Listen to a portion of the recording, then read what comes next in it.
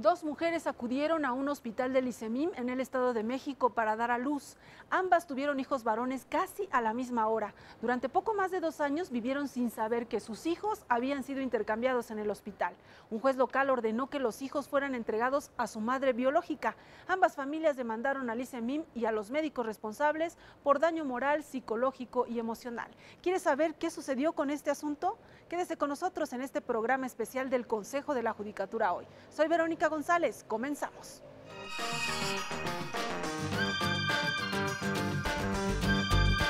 Y llegó una persona y nos comentó que habían llegado agentes de la policía judicial y ya él ya me comentó pues así como que si yo tenía un hijo, le contesté que sí, de la edad de 1 año y medio, 1 año y 7 meses, le contesté que sí. Pues ¿qué crees? Que vino aquí una señora, vino a decir que en el Hospital Materno Infantil de la ciudad de Toluca le cambiaron a su hijo. Yo iba al súper y ya no pasó mi tarjeta. Fui al banco a preguntarle que por qué mi tarjeta no pasaba y ahí me dijeron que estaba congelada. Tratar de indagar quién está girando la orden, exactamente quién es la autoridad que está girando la orden y en virtud de qué.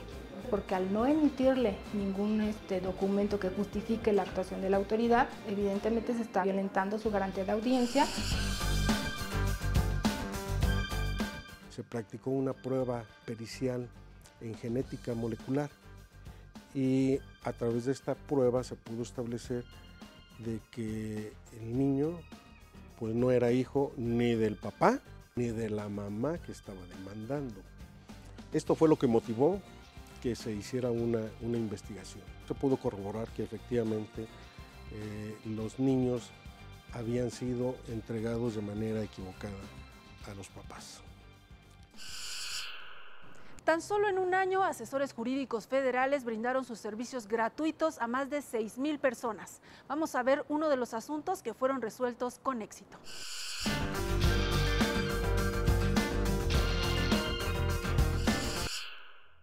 En 2015 se registraron 5,262 víctimas de extorsiones. Más del 30% de ellas hicieron algún tipo de pago. En estos casos se ordena congelar la cuenta bancaria en la que presuntamente se deposita el pago por la extorsión. En septiembre de 2014, Teodola Juárez Anaya resultó afectada por esta conducta delictiva. Yo iba al súper, fui a comprar ese día y ya no pasó mi tarjeta. Fui al banco a preguntarle que por qué mi tarjeta no pasaba y ahí me dijeron que estaba congelada. Yo les dije, pero ¿por qué está congelada? Y me dijeron que eso no, ellos no lo sabían. Y ahí me depositaban mi nómina, o sea, mi quincena. Teodola es tímida, habla poco incluso con sus familiares y amigos, así que realizar la aclaración ante el banco fue un proceso muy complicado. Y me dieron ellos una dirección, pregunté con las policías, volví a ir otra vez al banco y ahí me dieron de nuevo otra dirección, ya fui y hablé entramos en esa oficina, nos recibió la secretaria le timbró a la persona con la que nos habían mandado, pero pues esa persona nunca nos dio la cara, nada más así la muchacha le timbró y por el teléfono. Ella no se dio por vencida, buscó ayuda en el Instituto Federal de Defensoría Pública. Fue totalmente diferente con la licenciada Verónica porque pues ella me ayudó muchísimo, me supo escuchar a pesar de que yo le había dicho que yo no sabía hablar mucho y ella pues ahora sí que me ayudó. Así inició la prestación del servicio gratuito de asesoría jurídica. Tratar de indagar quién está girando la orden, exactamente quién es la autoridad que está girando la orden y en virtud de qué. A continuación, le comentó a la señora que evidentemente se está violentando su garantía de audiencia, precisamente porque al no emitirle ningún documento que justifique la actuación de la autoridad y no darle a ella la oportunidad de defenderse, de alegar, de ofrecer pruebas y de que tenga conocimiento de una resolución que determine ese bloqueo, estamos hablando de una evidente violación a su garantía de audiencia. y el medio de defensa procedente fue un amparo indirecto. Al rendirse los informes justificados, la asesora jurídica se enteró de que fue la Fiscalía Especializada en Extorsiones del Estado de Jalisco la que ordenó el bloqueo de la tarjeta de débito de Teodola.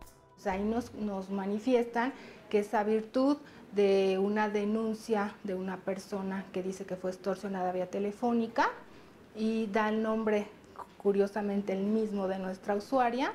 Entonces la Fiscalía ordena el bloqueo de la cuenta a todos los bancos, no específicamente uno, y los bancos de toda la República.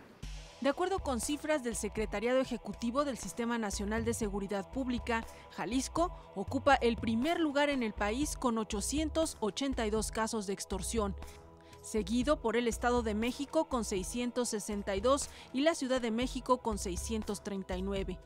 Mientras se aclaraba la situación y el juicio de amparo era resuelto, a Teodola le preocupaba saber que el asunto estaba relacionado con el delito de extorsión. Cada rato que oía yo la patrulla que pasaban por mi trabajo, luego yo tenía el temor, dije yo, no, ya vienen por mí, dije yo, y ya hasta de hecho yo me asomaba por la ventana, dije no, pero no, y ya pues sí, pues es muy doloroso y da mucho miedo, ¿no?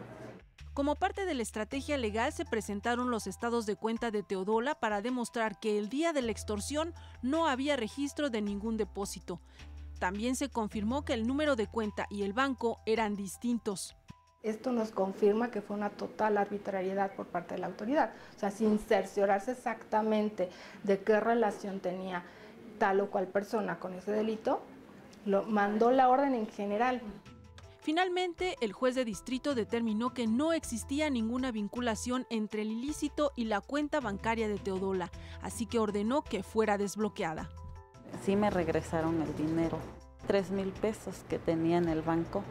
Con el servicio que me dieron aquí, pues la verdad yo después de que ya empecé a venir con la licenciada Verónica Orozco, pues me sentí muy contenta, muy tranquila, me sentí muy más protegida con la licenciada, dije no, pues ella me va a ayudar. El Consejo de la Judicatura hoy, Verónica González. Vamos a ver cuántos asesores jurídicos federales hay en todo el país y en qué asuntos legales lo pueden orientar.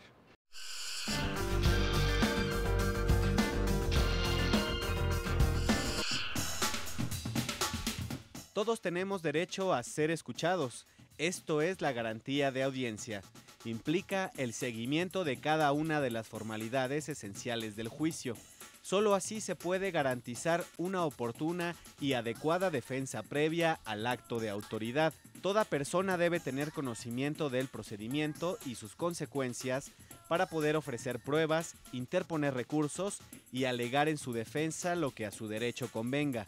Esto es necesario incluso para impugnar la resolución que decida el fondo del asunto. El artículo 14 constitucional señala que nadie puede ser privado de la libertad o de sus propiedades, posesiones o derechos sin un juicio previo seguido ante los tribunales. El artículo 16 constitucional menciona que nadie puede ser molestado en su persona, familia, domicilio, papeles o posesiones si no existe un mandamiento de autoridad competente que funde y motive la causa legal del procedimiento. Veamos ahora el testimonio de los padres de uno de los menores que están relacionados con este asunto. Cuando estaba en la sala de recuperación, una camilla frente a otra atrás y hacia el fondo se ve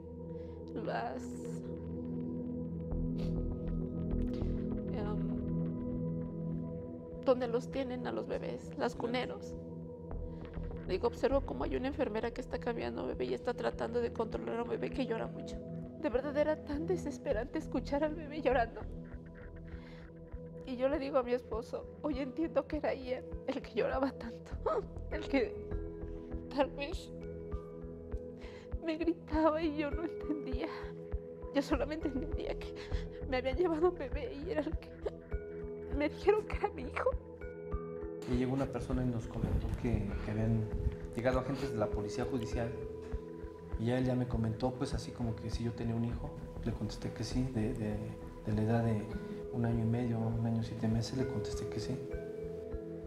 Pues, ¿qué crees? Que vino aquí una señora? Vino a decir que en el Hospital Materno Infantil de la ciudad de Toluca le cambiaron a su hijo.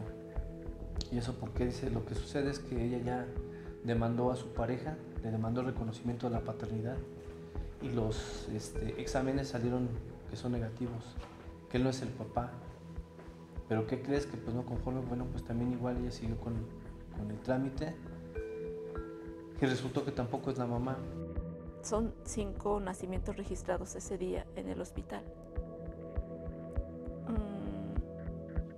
Las gemelas, dice el niño de la señora, nuestro hijo, y un niño más, pero ese niño más, su registro está por la noche. Cuando alguien me dice que por qué no, que si yo no me di cuenta cuando me llevaron a mi hijo, pues yo les digo que estás en una plancha y te llevan a un bebé para que le des un beso y se lo llevan, tal vez son segundos, tú ves al bebé, escucha que llora, le das un beso y se lo llevan. Ni siquiera tienes más tiempo para abrazar o decir, ¿sabes qué? Es que recuerdo que mi hijo tenía nada. Ella demanda a su pareja por el reconocimiento de la paternidad de su hijo. Es donde ella se entera primeramente que Ian, hijo genético de nosotros, no era su hijo. Nos demanda en el juzgado octavo de lo familiar aquí en la ciudad de Toluca.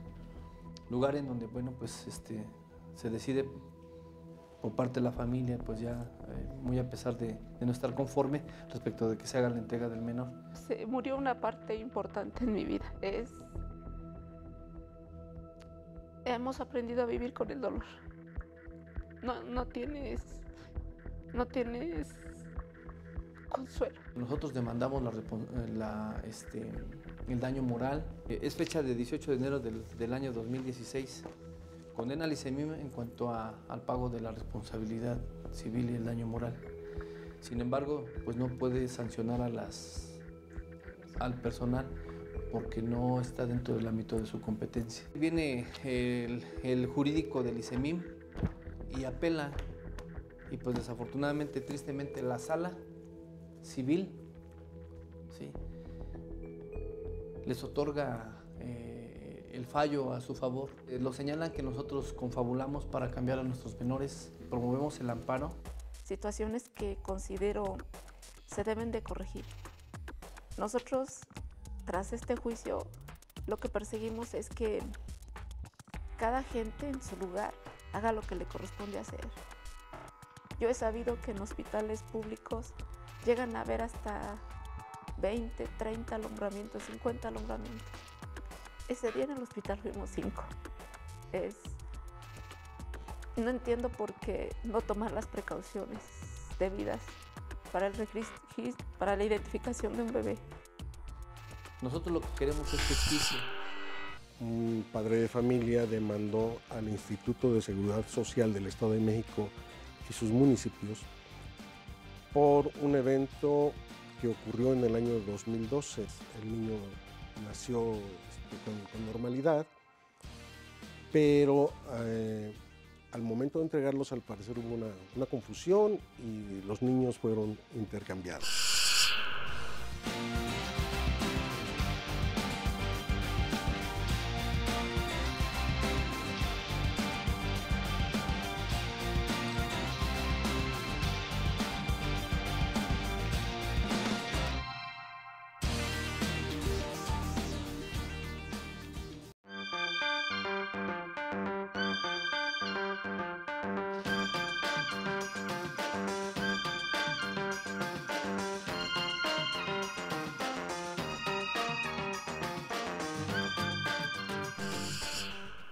Estamos en el despacho del magistrado Javier Cardoso para comentar precisamente una sentencia que se dictó en este tribunal. Magistrado, gracias por acompañarnos, más bien gracias por recibirnos aquí en su despacho. Bienvenida, estoy a sus órdenes. Pues cuéntenos, ¿cuáles son los antecedentes de este caso? Bueno, el caso que conocimos nosotros es un asunto donde un padre de familia demandó al Instituto de Seguridad Social del Estado de México y sus municipios por un evento que ocurrió en el año 2012.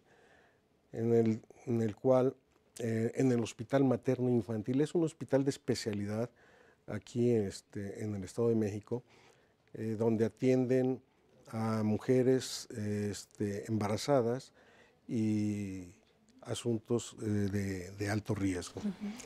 En aquel entonces lo que sucedió es de que este señor, este padre de familia, llevó a su esposa a que alumbrara, a que diera luz. Fue sometida a un procedimiento quirúrgico donde por la tarde pues nació el niño y bueno, pues no hubo ninguna complicación. La complicación vino después porque en la misma fecha, en el mismo hospital, una hora antes aproximadamente, otra mujer embarazada también dio a luz y también, pues sin ningún problema, también el niño nació con normalidad, pero al momento de entregarlos, al parecer hubo una confusión y los niños fueron intercambiados. De manera de que cuando fueron entregados a los padres, pues no les dieron el que les correspondía, sino uno distinto. Sí. Entre ellos dos fueron intercambiados. Y entonces eso es lo que demandó el padre de familia, junto con la esposa y los hijos, otros 2 hijos, una indemnización de parte de este Instituto de Seguridad Social, del hospital y del personal que atendió ese parto y atendió a los niños en este procedimiento. Demandó una indemnización literalmente por 50 millones de pesos. En esencia, este es el hecho. ¿Cómo se dio esta circunstancia? Bueno, esto ya no nos tocó resolverlo en este asunto. Pero en un primer momento, la primera instancia, ¿qué es lo que resuelve? ¿Qué es lo que dice? Sí, antes de platicarle de la resolución de primera instancia, quiero decirle que una de las madres involucradas, después de un tiempo, al no tener el apoyo moral y económico del padre del menor, pues le demandó el reconocimiento de paternidad y el pago de pensión alimenticia. En ese procedimiento judicial fue cuando, ante la oposición del supuesto padre, se practicó una prueba pericial en genética molecular y a través de esta prueba se pudo establecer de que el niño pues no era hijo ni del papá, a quien se le estaba demandando el reconocimiento y la pensión alimenticia, ni de la mamá que estaba demandando. Esto fue lo que motivó que se hiciera una investigación. De hecho, se abrió una carpeta de investigación en la Procuraduría General de Justicia del Estado y se investigó todos los nacimientos que hubieron ese día. Dentro de esa carpeta de investigación se realizaron nuevas pruebas periciales y con motivo de ellas pues se pudo corroborar que efectivamente los niños habían sido entregados de manera equivocada a los papás. Con base en el resultado de estas actuaciones ministeriales, se promovió un juicio de controversia familiar en el que pues se demandó fundamentalmente pues la restitución de los menores. Y efectivamente de esa manera se pudo nuevamente, a través de otras pruebas periciales en la misma materia, terminar de comprobar que efectivamente los niños estaban intercambiados. En ese nuevo procedimiento judicial, el juez dictó sentencia y ordenó que se restituyeran los menores, y esto sí se hizo, sí se cumplió, y se condenó también al Instituto de Seguridad Social que emitiera nuevos certificados de nacimiento, porque dentro de sus protocolos corresponde a dicho instituto, al momento de atender estos partos, extender esos certificados de nacimiento para que puedan ser inscritos en el registro civil. Bueno, pues estos son los hechos que dieron base a esta demanda, donde se pidió una indemnización hasta por 50 millones de pesos, demandando al instituto, demandando al hospital, demandando a los médicos que intervinieron en ese procedimiento quirúrgico y a las enfermeras que recibieron al menor, que lo identificaron y que finalmente lo entregaron a los padres equivocados. En ese momento es cuando llega a esta primera instancia, el Llega asunto, a esa ahí primera que se instancia resuelve. donde el juez de primera instancia lo que decide es que efectivamente hay responsabilidad del instituto y de las enfermeras encargadas de recibir al menor, de identificarlo y de atenderlo en los cuneros y finalmente entregarlo. Exoneró pues a la directora del hospital en lo personal, exoneró también al médico que practicó la cirugía, a la doctora pediatra que atendió al menor una vez que nació, pero sí estimó que había esa responsabilidad de estas 3 enfermeras y por consecuencia del Instituto de Seguridad Social. ¿Qué sucede después procesalmente? ¿Qué es lo que sigue? Posteriormente el instituto y los padres del menor que demandaron hicieron valer recurso de apelación. En la apelación, la sala que atendió el asunto y que lo decidió modificó la resolución del juez de primera instancia, porque el juez de primera instancia, además de establecer la responsabilidad de las enfermeras y del instituto, condenó al pago de 15 millones de pesos. Estableció un monto. Y de 15 millones de pesos para la familia del menor. ¿En qué consistió la modificación que efectuó la sala? Bueno, la sala lo que hizo fue decir que la responsabilidad que correspondía al instituto y al Estado en general era subsidiaria, aplicando un precepto del Código Civil del Estado de México que así lo establecen. Pero también modificó la sentencia de primera instancia para decir que el monto de la indemnización tenía que establecerse en ejecución de sentencia. De esta manera, bueno, dejó sin efecto la condena por 15 millones de pesos para el menor y de 15 millones de pesos para la familia. Entonces, hasta aquí el asunto es que, por un lado, se exoneraron algunas personas, sí se les señala como la responsabilidad al ICEMIM, ¿no? Y queda en veremos el asunto del monto que les pagarían por la indemnización. Vamos a hacer una breve pausa, magistrado, y de regreso ya entramos directo al asunto que se revisó aquí en el tribunal, ¿no? Cómo es que llega al tribunal y qué es lo que se resuelve. Vamos a la pausa, en un momento regresamos.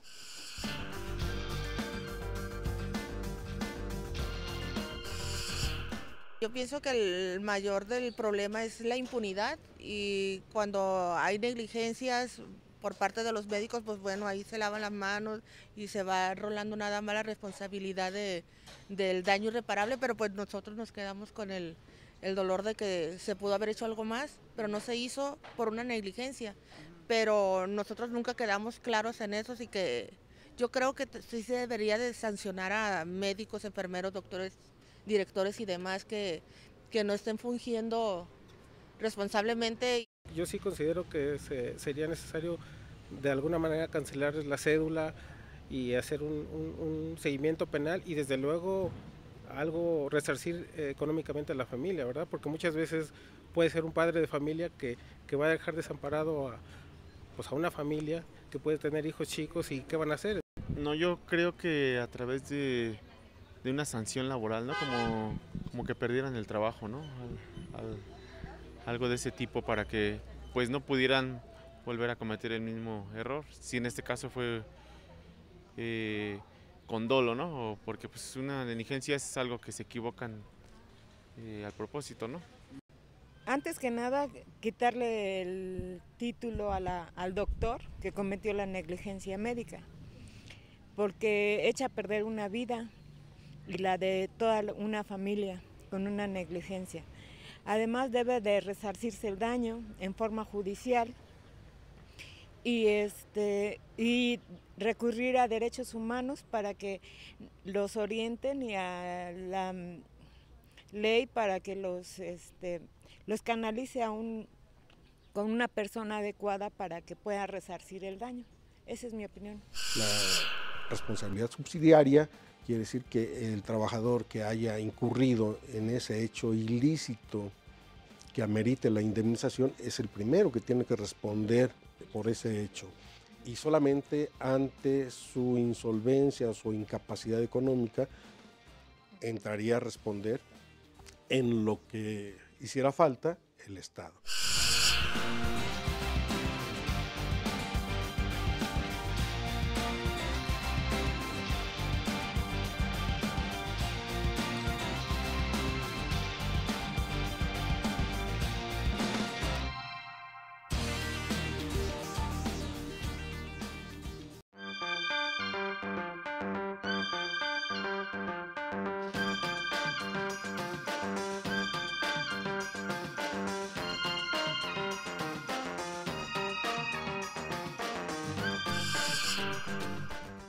Ya estamos de regreso conversando con el magistrado Cardoso sobre esta sentencia en la que se da un intercambio de menores aquí en el Estado de México. Ya nos explicó los antecedentes y ahora queremos que nos comparta cómo es que llega al tribunal colegiado, qué es lo que se discute y lo que se resuelve. Bueno, el demandante inicial pues no queda conforme con esta forma de resolver por la sala en segunda instancia y entonces promueve el amparo directo y es como llega a este tribunal colegiado. En este amparo directo sus planteamientos sustanciales giran en torno a dos temas. El primero es de que no hubo una condena para beneficiar en lo individual a cada uno de los integrantes de su familia, es decir, su pretensión es de que haya un monto para él como papá, para su esposa como la mamá del niño y otra indemnización para sus otros dos hijos. También el otro tema, que es el más importante, es el de la aplicación del precepto del Código Civil del Estado de México, que establece que la responsabilidad del Estado por el actuar ilícito de sus trabajadores y funcionarios es subsidiaria. Y argumentó acerca de que debía de aplicarse lo que establecía en aquel entonces el artículo 113 de la Constitución Política de los Estados Unidos Mexicanos, acerca de que en esos casos la responsabilidad del Estado es objetiva y directa. Ese precepto de la Constitución, efectivamente eso es lo que establecía, se modificó y se trasladó ese mandato para el artículo 109. Al momento de resolver, el que estaba vigente era el texto del artículo 109. Y fueron los argumentos que se acogieron y se consideraron fundados para conceder el amparo. Esto es que ante la contraposición de una norma constitucional en cuanto a la calidad de la responsabilidad del Estado como objetiva y directa frente a la disposición de una norma estatal, en este caso del Código Civil, que dice algo distinto en relación a que esa responsabilidad es subsidiaria. ¿En qué consiste? Bueno, pues la responsabilidad subsidiaria quiere decir que el trabajador que haya incurrido en ese hecho ilícito que amerite la indemnización es el primero que tiene que responder por ese acto. Por ese hecho. Y solamente ante su insolvencia o su incapacidad económica entraría a responder en lo que hiciera falta el Estado. En cambio, al establecer la Constitución que la responsabilidad es objetiva y directa, pues simple y sencillamente significa que ante el hecho ilícito de cualquiera de sus funcionarios, trabajadores, empleados, él debe entrar inmediatamente a responder por la totalidad de la indemnización que deba de cubrirse. Pues eso fue lo que decidimos. Dijimos que por una cuestión de jerarquía y por lo que establece el artículo 133 de la propia ley, de la propia Constitución, debería de prevalecer lo que establece el 109, anteriormente el 133. Esto fue lo que esencialmente se estableció. Complementariamente dijimos de que era inadecuado que la autoridad responsable hubiese dejado para ejecución de sentencia el asunto del establecer el monto de la indemnización, sino que debería hacerlo desde luego, sobre todo porque tenía elementos en el propio sumario para poder definirla. El argumento bajo el cual la sala dijo que debía dejarse para ejecución de sentencia tiene que ver con la capacidad económica del Estado, en este caso del Instituto de Seguridad Social, que estaba sujeto a un presupuesto anual, es decir, que dentro del mismo se establezcan partidas para poder cubrir esas indemnizaciones. Nosotros dijimos, con base en criterios establecidos por la primera sala de la Suprema Corte de Justicia de la Nación, de que eso no era adecuado porque no importaba para establecer el monto de la indemnización la capacidad económica del obligado, sino más bien el hecho dañoso, la naturaleza del daño que se hubiese causado. El impacto que tuvo, ¿no?, en los menores. Y, en todo caso, la capacidad o el estatus social del afectado, de la víctima. Y bueno, pues esto consideramos que estaba demostrado en los autos y por eso consideramos que desde luego se podía establecer una condena sin dejarlo para ejecución de sentencia. Aquí prácticamente es hasta donde llega la resolución del tribunal. Sí. No hubo otros temas que abordar porque consideramos de que esto era prioritario y previo a resolver cualquier otra cuestión, primero tenía que estar definido este tema. Bien, pues magistrado, le agradecemos que nos haya primero recibido aquí en su despacho y que nos haya compartido sobre esta sentencia. Este caso es complejo, ¿no? Sabemos que continúa y se están litigando otros aspectos, pero por lo pronto en este tribunal nos explicaba lo que se resuelve es si hay responsabilidad del Estado y tiene que ser inmediata o directa de parte del Estado y que también se establezca el monto de la indemnización, ¿no? Sí, bueno, en este asunto en concreto no abordamos el tema de si se acreditaba o no la responsabilidad del Estado. Nosotros partimos del supuesto de que esto ya estaba definido. ¿Por qué? Porque no fue un cuestionamiento que se hubiese introducido en esta demanda de amparo. Sí es cierto, hay otras demandas de amparo que promovieron concretamente las enfermeras, las 3 enfermeras que resultaron también condenadas por estimar que se había acreditado su responsabilidad en ese evento. Sin embargo, bueno, son asuntos que se manejaron por separado, que no trascendieron en este tema que estamos comentando. Bien, pues vamos a dar seguimiento al asunto en cuanto a los otros juicios que continúan, ¿no? Claro que Magistrado sí. Javier Cardoso, le agradecemos mucho. Al contrario, yo soy el agradecido de que estén aquí conmigo. Muchas gracias. Nosotros vamos a seguir en el Consejo de la Judicatura hoy, así que no se vaya, regresamos con más.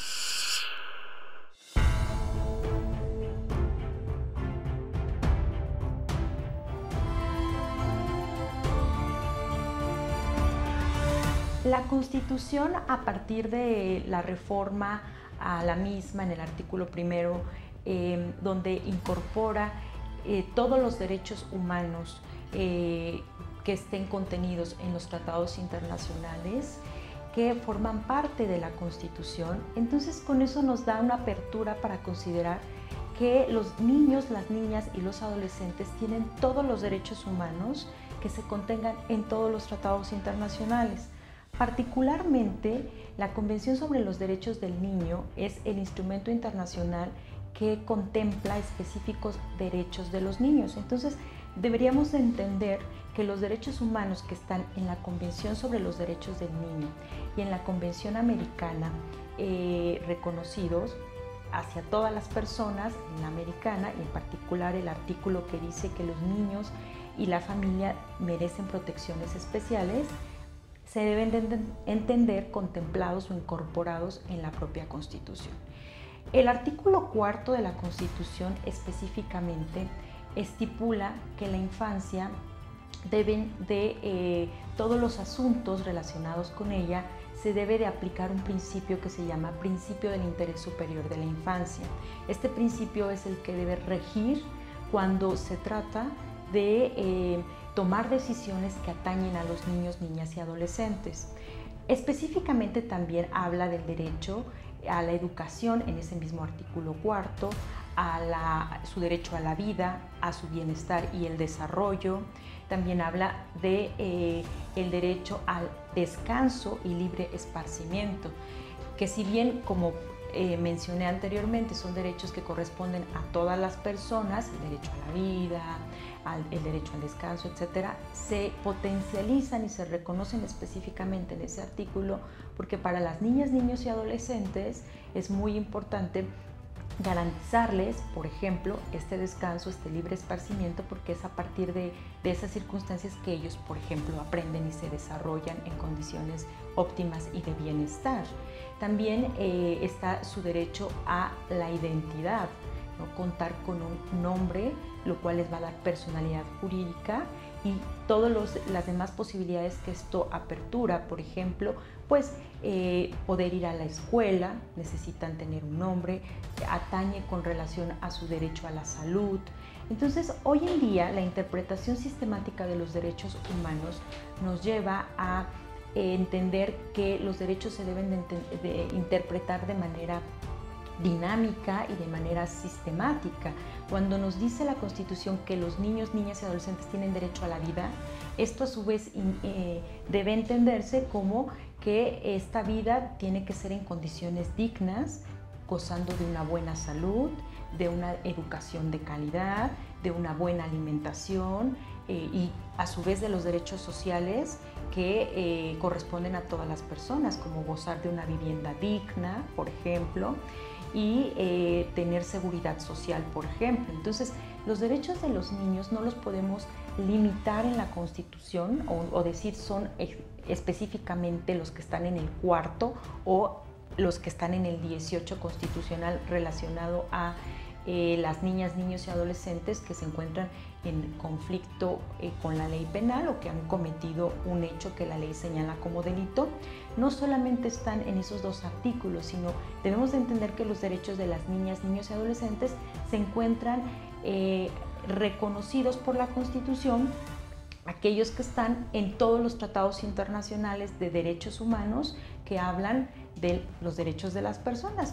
El artículo primero, cuando dice que todas las personas gozarán de los derechos humanos reconocidos en la Constitución y en los tratados internacionales, evidentemente incluye a las niñas, niños y adolescentes al ser personas. Entonces van a tener los derechos vastos que estén en todos los tratados y específicamente lo que sí estipulan tanto la Convención sobre los Derechos del Niño como la propia Constitución es que cuando se trate de niñas, niños y adolescentes deberemos de aplicar siempre el principio del interés superior de la infancia, que implica un principio de darles prioridad a sus necesidades y a sus requerimientos por encima de cualquier otro interés que se pudiera encontrar, digamos, compitiendo con sus propios intereses. Se debe de priorizar el interés superior de la infancia, del niño, niña y adolescente. Un derecho específico que últimamente se ha reivindicado y se ha mencionado mucho es el derecho a que ellos tengan voz o participación, se les escuche en los asuntos en donde ellos están involucrados, es decir, en los asuntos civiles, administrativos, penales, de cualquier índole que ellos formen parte, deben de escuchárseles. El Ministerio Público, el juez o una jueza debería de escucharles y tomando en cuenta la capacidad de juicio que ellos puedan manifestar y su autonomía progresiva, porque desde una perspectiva moderna y garantista se habla de que las niñas, niños y adolescentes van adquiriendo una autonomía progresiva hasta llegar a la adultez. Entonces, con base en eso, hay que tomar en cuenta la voz y el punto de vista que las niñas, niños y adolescentes puedan manifestar con relación al asunto que a él lo involucra.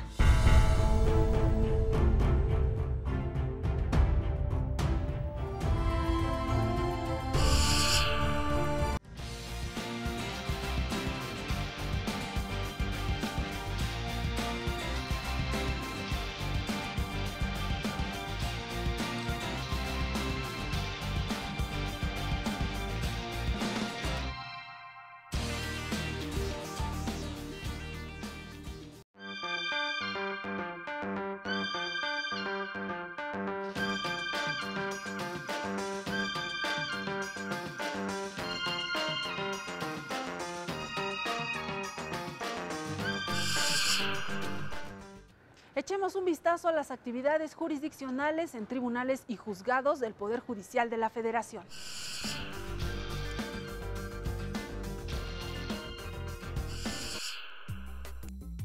En el mes de julio de 2017, los tribunales unitarios de circuito en todo el país registraron un total de 7.858 asuntos.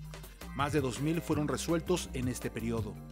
Del total de asuntos registrados en el mes de julio, 5.994 fueron de materia penal, 22 en materia administrativa y más de 1.000 en materia civil. En el séptimo mes de 2017, los tribunales unitarios de circuito registraron 1.600 juicios de amparo directo y 5.915 apelaciones.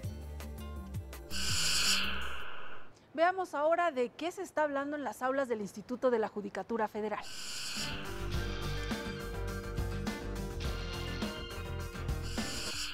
El curso de personas migrantes, refugiados y desplazados que se impartió en la Escuela Judicial estuvo dirigido a magistrados de circuito y jueces de distrito de todo el país. Acudimos a estadística judicial, estadística nos arrojó los datos más relevantes para poder seleccionar a los jueces y magistrados que tienen este tipo de asuntos y de esa forma integramos el grupo. En el primer grupo participaron 45 funcionarios y durante 4 días se sensibilizaron sobre el tema de migración, revisaron la protección internacional de los migrantes, la agenda de América Latina y analizaron casos emblemáticos sobre migrantes que enfrentaron la justicia. Bueno, el flujo que tenemos de población en tránsito hacia Estados Unidos por nuestras fronteras oscila entre los 300, 450 mil al año, hablando de población indocumentada, los cuales, dependiendo las coyunturas que hay en nuestros países vecinos del sur de América, se incrementan o disminuyen, pero digamos hay una constancia en el número de estos flujos. Es fundamental, en general, yo diría que a nivel global las personas migrantes suelen tener problemas de acceso a la justicia y obviamente en ese sentido el Poder Judicial puede hacer una enorme diferencia, ¿no? Haciendo avanzar el derecho nacional para remediar eventualmente algunos retos de nuestra legislación.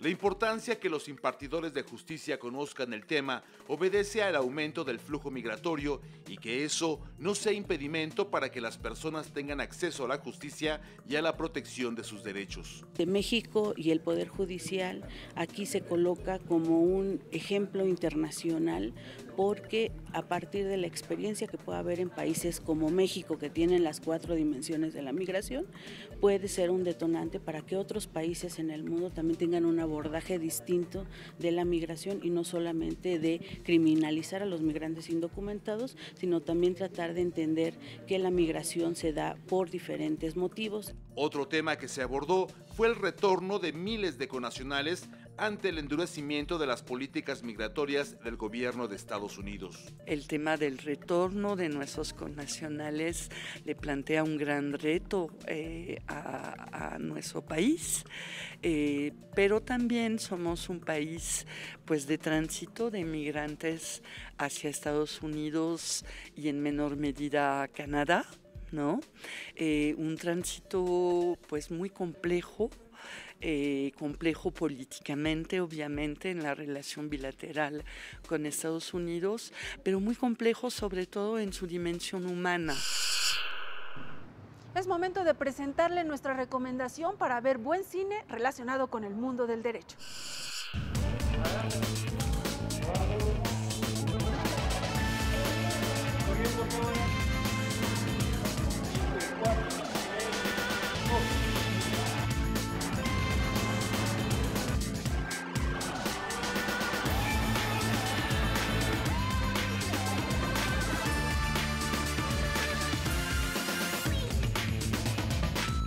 Yo soy la doctora Leticia Calderón Chelius, profesora investigadora del Instituto Mora. El paso de Everardo González, del 2015, es una película que trata sobre periodistas mexicanos que huyen de la violencia en México, que son amenazados o están extorsionados y que justamente en el ámbito de la guerra contra las drogas que inició Felipe Calderón en el 2010, bueno, ellos son especialmente vulnerables y empiezan a irse a solicitar asilo político a Estados Unidos. Entonces esta película recrea la situación que se va dando de algunos casos, de 3 casos específicamente, que se van a El Paso, Texas, y viven ahí y después con su familia un poco la experiencia que tienen como solicitantes de asilo político en Estados Unidos. Toda la parte que tiene que ver con el origen, lo que provoca su salida de México y su llegada y su integración a una sociedad donde no son inmigrantes, son solicitantes de asilo político. El abogado, que es el tema central de la película, se llama Carlos Spector y es el abogado más importante en Estados Unidos que ha defendido y ganado casos de asilo político los últimos años, de mexicanos sobre todo, que están haciendo esta solicitud en ese país. Y entonces él lo que hace es que discute y presenta justamente los casos a partir de cómo la vulnerabilidad de los periodistas en México permite explicarle a él, a los jueces, por qué razón son perseguidos políticos y por tal razón no solamente son solicitantes de una visa, de un green card, sino que efectivamente su condición de vulnerabilidad, de persecución, de violencia que encara, incluso el asesinato en un país donde los periodistas son altamente vulnerables, permite y ha permitido que gane distintos casos. Entonces la película gira justamente en torno a cómo este abogado construye los casos y cómo al mismo tiempo los periodistas, que son el eje de la demanda, pues también van reconstruyendo sus vidas y cómo sus hijos, sus esposas van enfrentando el tema de la justicia, porque, sobre todo en el caso de Texas, los jueces son muy duros para conceder cualquier tipo de visa para los mexicanos, pero aún más cuando se trata de asilados políticos, porque México tiene una relación muy complicada en el sentido de que es reconocido como un país democrático, pero que cuando ciudadanos suyos solicitan asilo político, pues justamente desafía esa narrativa. Entonces lo que hace el abogado es muy interesante porque a través de sus juicios enfrenta a estos jueces muy duros, ¿no? Jueces tejanos, que además, tienen una idea sobre México que él, el abogado, va construyendo en términos de la necesidad de dar albergue, cobijo jurídico a estos solicitantes de asilo político. Es muy interesante porque justamente son juicios orales que se están instrumentando ya en nuestro país y entonces la parte del abogado es central porque el conocimiento profundo que él tiene, fíjate, a varios niveles, obviamente el nivel judicial, ¿no? El nivel de las leyes, pero la otra es cómo reconstruye a través de un trabajo sociológico toda la narrativa que presenta ante el juez. Si él no logra argumentar suficientemente bien cómo se construye la violencia y el origen de esa violencia que viven estos periodistas, que los hace sujetos de buscar el derecho al asilo, bueno, realmente no ganaría los casos. Entonces, la construcción y la lección más importante es que en el derecho, sin el conocimiento también sociológico e incluso de la coyuntura política del momento, es muy difícil que este tipo de casos muy duros, muy fuertes y ahora aún más, logren triunfar. Entonces lo que logra el abogado Carlos Spector es que junta el conocimiento de leyes y el conocimiento sociológico para el éxito que ha tenido en los casos de solicitantes de asilo político en Estados Unidos.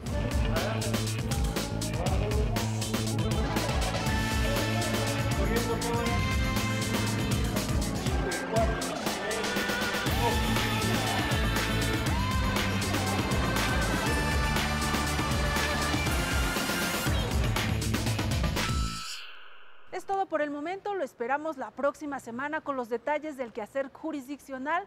A nombre del equipo de producción que hace posible este programa, le agradezco su atención y lo invitamos a que se quede en la señal del canal judicial.